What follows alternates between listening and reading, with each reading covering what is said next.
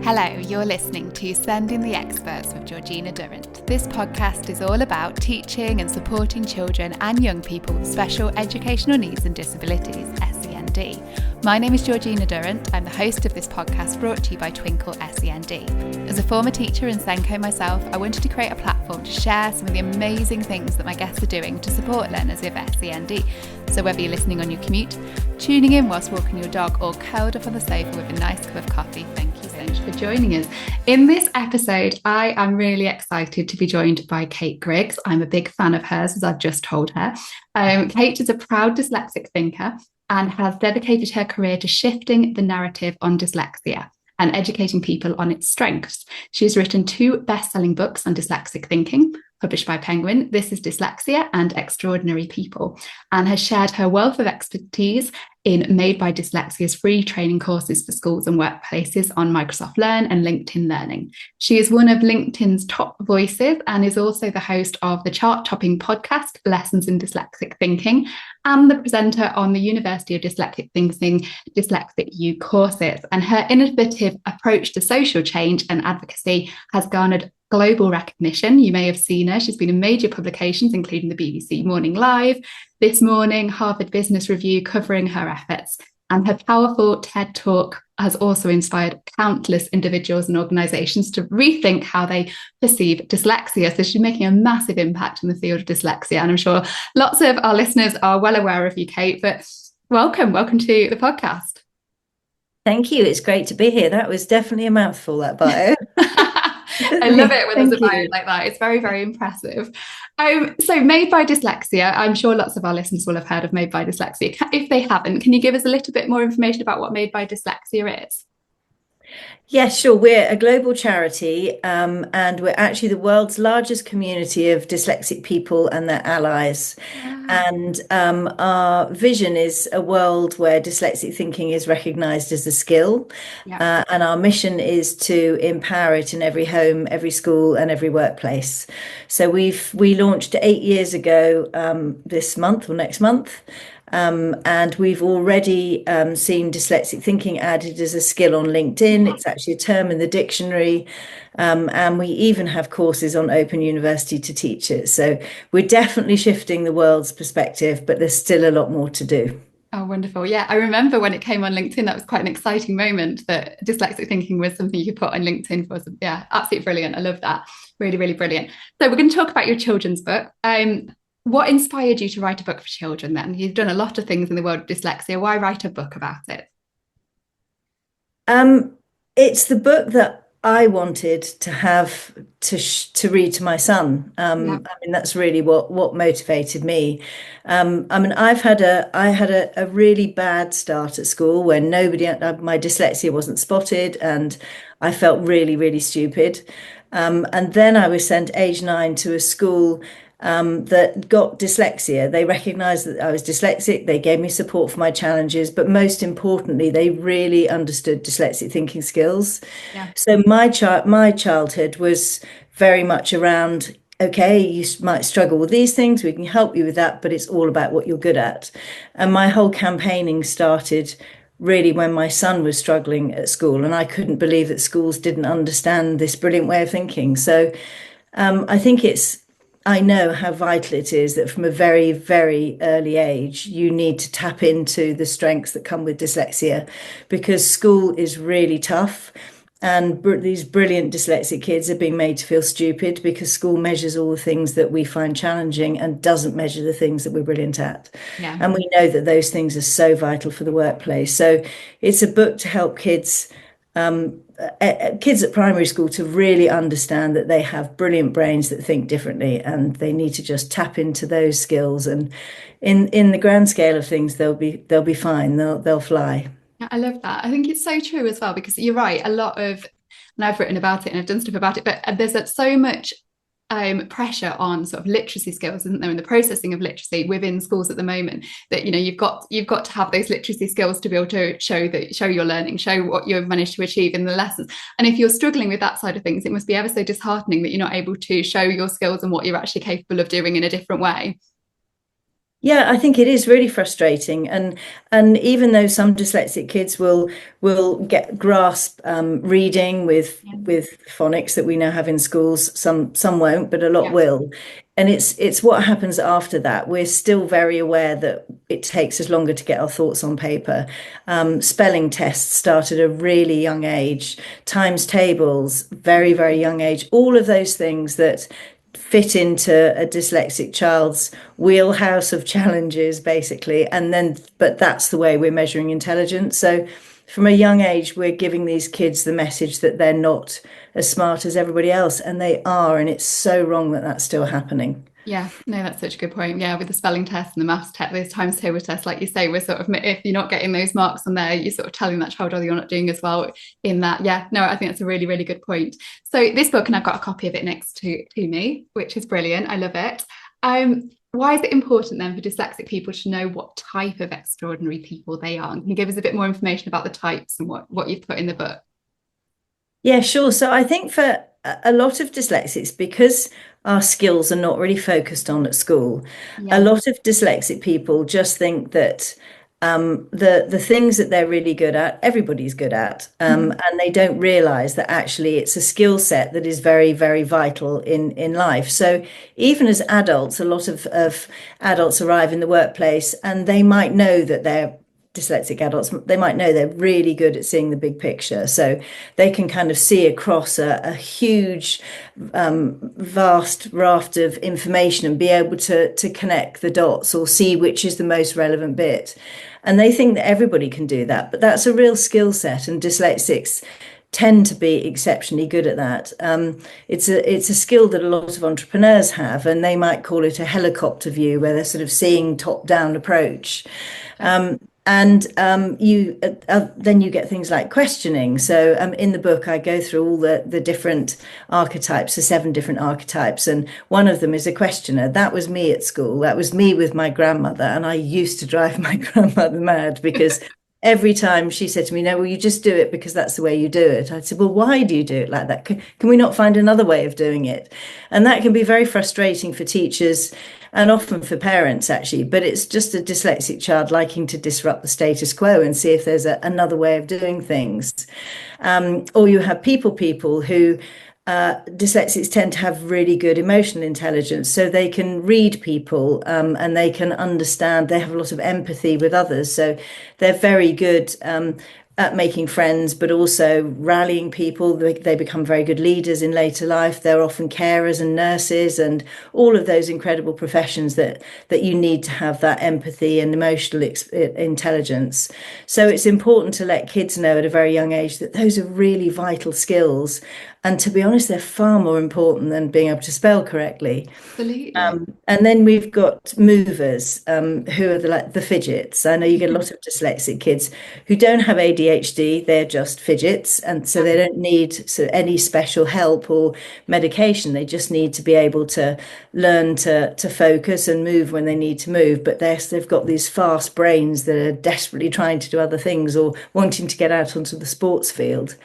And then imaginers are always daydreaming, always have sort of another idea that is popping up and are away in this wonderful fantasy world when you trying to get them to focus on a topic. So the book goes through all of those different characters and or archetypes and how it helps them to become successful in life, but also to enable them to understand themselves as well. I think it's brilliant. I love it. I love the positivity around it. I love the idea of children sitting there and reading it and thinking, that's me, and that's how I Yeah, feel I we get am. that all the time. It's so lovely. It's Oh, really lovely. And from parents too. Suddenly it's the sort of the penny drops and they can see yeah. these brilliant kids and all the things they're amazing at. Yeah, and just to see it in a positive way as well. And I know that's a lot of what you're a very positive person. And when I've seen you on TV and you talked about it, you're very, very positive in the way you talk about dyslexia. But we need more of that, don't we? Because, like you say, otherwise the impacts on children's self-esteem, etc. It's huge, and it's really, really important that we're doing that. How did you come up with the 7 types then? Was it from people you knew? Was it a lot of research? How did you work out the 7 sort of types of extraordinary people? Lots and lots of research went into it. I work really closely with a team of educational psychologists and teachers, dyslexia specialists, and my own experience and all of the research that I'd done with kids and adults as well with dyslexic thinking. And we looked at how does the adult framework show up in kids and work. There's a lot of research went into to bring those characters to life or those archetypes to life. And maybe you should do an adult version as well, where adults can put themselves in there as well. In the Well, different. I have got the adults book.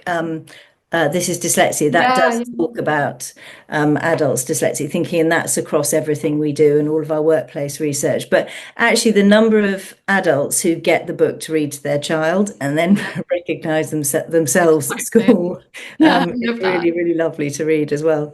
And when we're talking about adults supporting children who are dyslexic or dyslexic children, what are your advice? Because a lot of our listeners are either parents or they're teachers, working with children with SEND.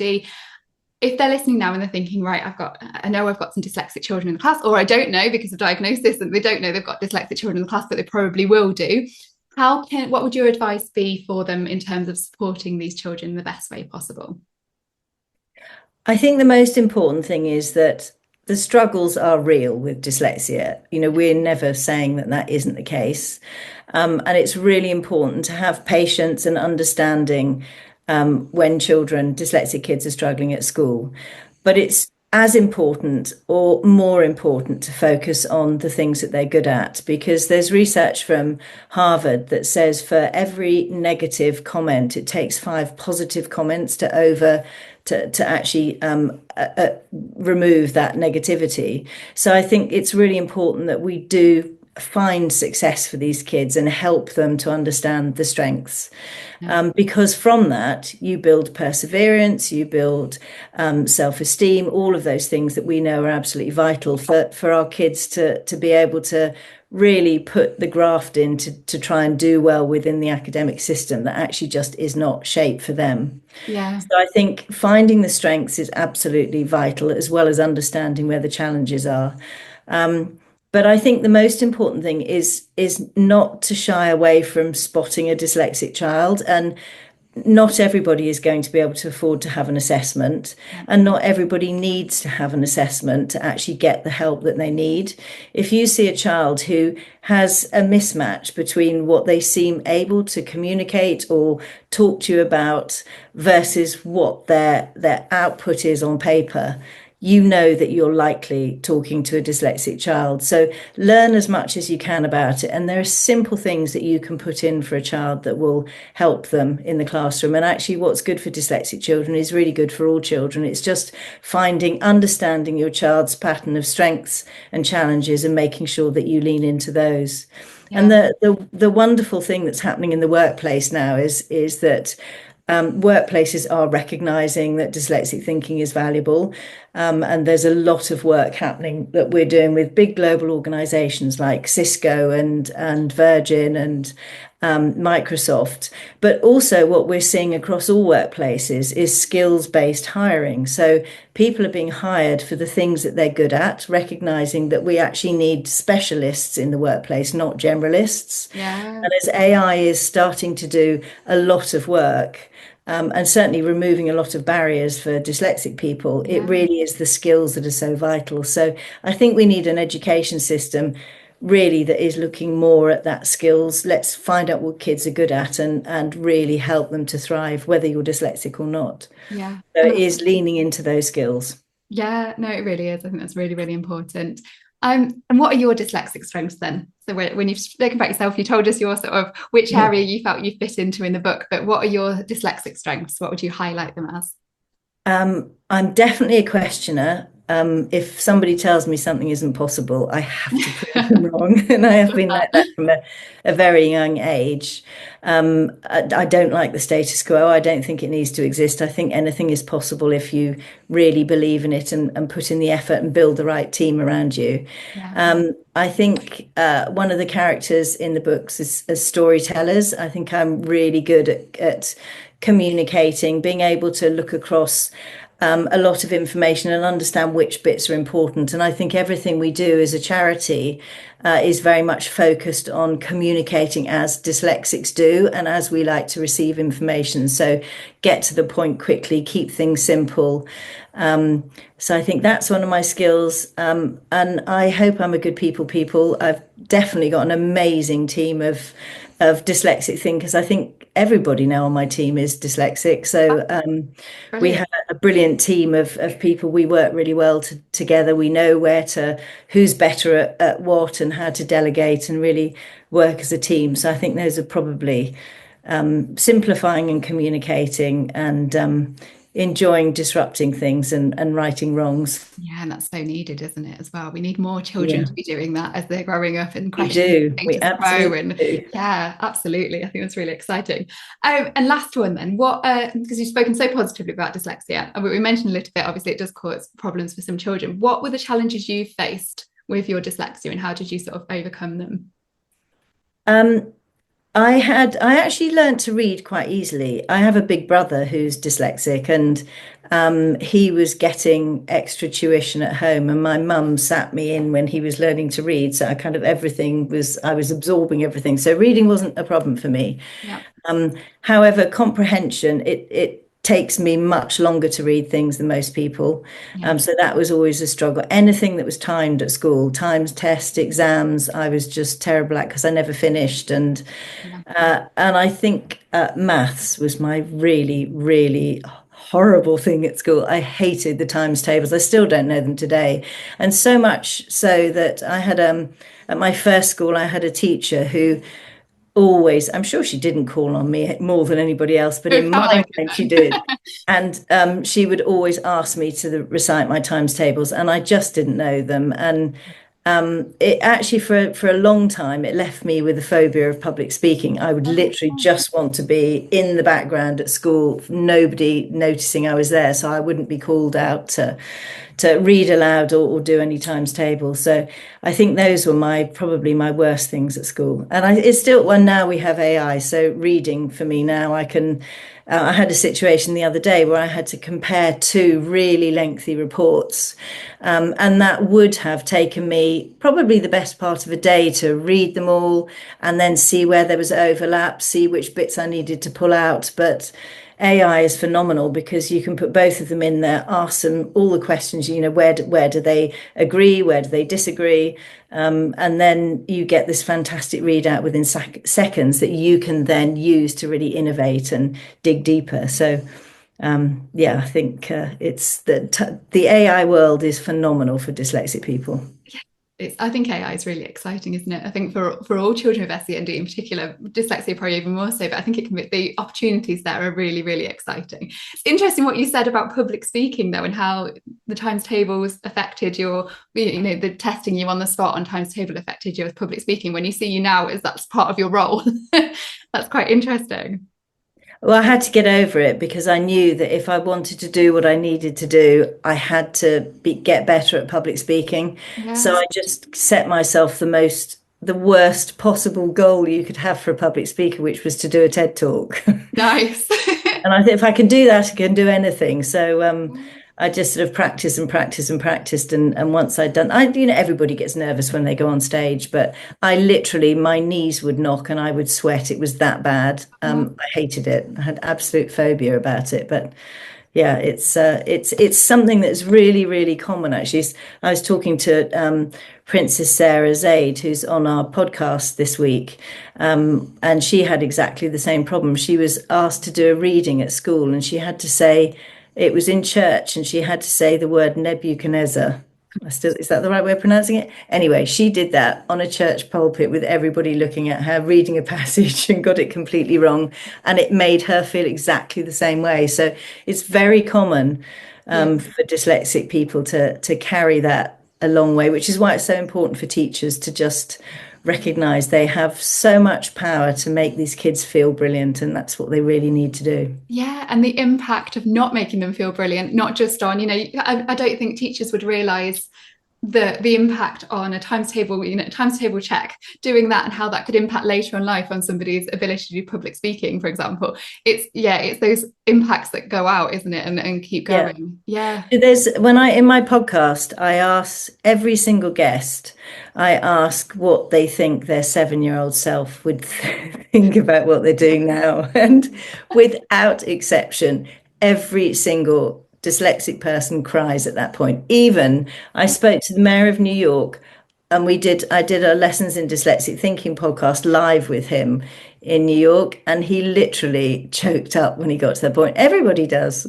because when you're 7 years old as a dyslexic kid at school, everything around you is about failure. It's about you can't read as fast as you can't do the spelling test, you can't do the exams. It's all about failure, and you think you're useless. And I think that's why we are so determined to flip that conversation and help these kids to realize how brilliant they are, because they shouldn't be made to feel like that anymore. Absolutely not. Oh, thank you. That's been really, really interesting. I've been so excited about speaking to you, Kate. I really thank you.